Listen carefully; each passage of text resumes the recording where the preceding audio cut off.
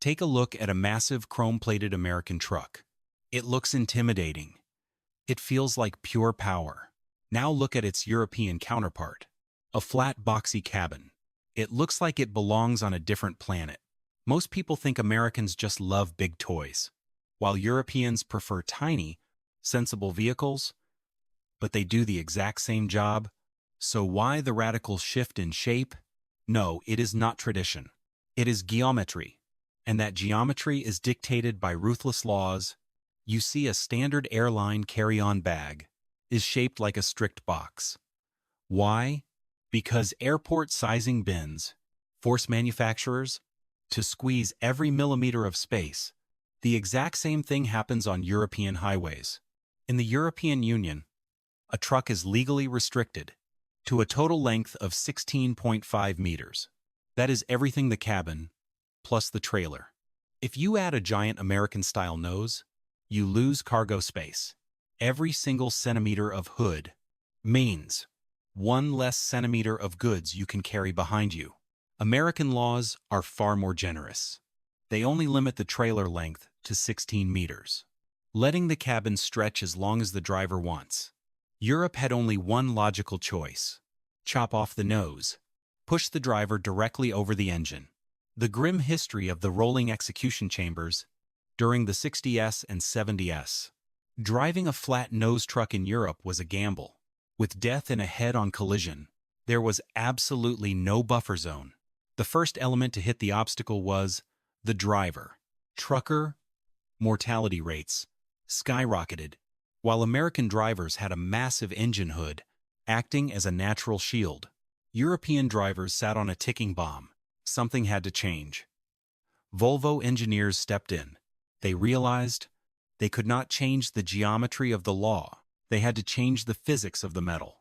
They began crash testing cabins in ways the industry had never seen. They did not just build a truck. They built a survival cage. They reinforced the pillars. They engineered the floorboards to slide backward under impact.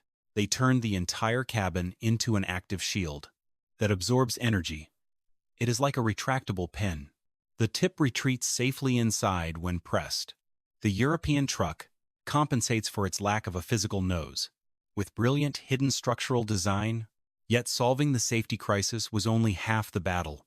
European trucks still had to face an enemy, older than any highway, an enemy that silently dictates how much you pay for your morning coffee. The battle in the alley and the invisible tax on your table. Driving a massive American truck through a medieval European city is like trying to thread a heavy rope through a tiny needle. During a hurricane, it is impossible. Many European roads are 800 years old. They have sharp curves, tight mountain passes, and narrow ports. A flat-nosed truck has an incredibly tight turning radius. It can pivot on a dime. This maneuverability is why your local supermarkets stay stocked. If European logistics relied on long American hoods, delivery trucks would get stuck on every corner. Shipping costs would double overnight.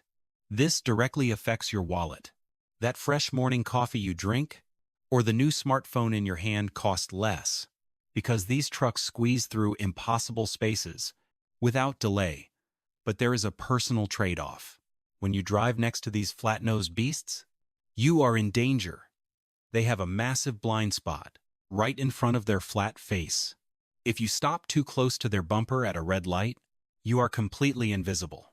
You are sitting in a death zone, not because of a design flaw, but because of a digital spy hidden inside the cabin, the heart of the beast and the digital master. Look closer at the physics of the long American hood. It actually has a hidden advantage. It acts like a smooth wedge, parting the air before it hits the trailer. This aerodynamics advantage saves massive amounts of fuel over long highway stretches, but in Europe, diesel prices are brutally high. To survive, European manufacturers had to focus on engine efficiency.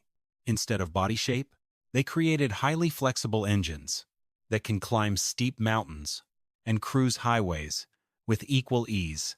They optimized every single drop of fuel, like a tight bento box. Everything is packed to perfection. Inside the cabin, the culture gap deepens. American truckers live in their vehicles. Their cabs are spacious apartments on wheels, but in Europe, drivers are monitored by a relentless digital spy called the tachograph. This device tracks driving hours to the second. You can only drive 9 hours a day. With mandatory 45-minute breaks, there is no room for the wild, free-roaming lifestyle of the American open road. Everything is calculated, controlled, and precise. Yet there is one place in Europe where these strict rules are completely shattered. A frozen wonderland, where monsters roam free. The symphony of limits, where monsters roam free. Enter Sweden and Finland. Here the rules change entirely. In these frozen northern forests, trucks can weigh up to 76 tons and stretch 25 meters long. They transport massive timber loads where trains cannot reach. They break the European mold. Because their unique geography demands it, it proves that truck design is never about personal taste, national pride, or aesthetics. It is a beautiful dance between geography, infrastructure, energy costs, and survival. Every shape you see on the highway has been carved by these unseen forces over decades of engineering struggle. So the next time you see a flat-nosed truck and think, it looks less impressive than an American giant, I think again that flat face is carrying more weight, burning less fuel, turning on a coin, and keeping its driver alive, without the luxury of a long hood. It is a masterpiece of squeeze limits. Just like your smartphone bezel, removing the border opens up a whole new world of efficiency. The difference makes perfect sense, down to the very last millimeter. The unseen hand of law and geometry has shaped our world once more.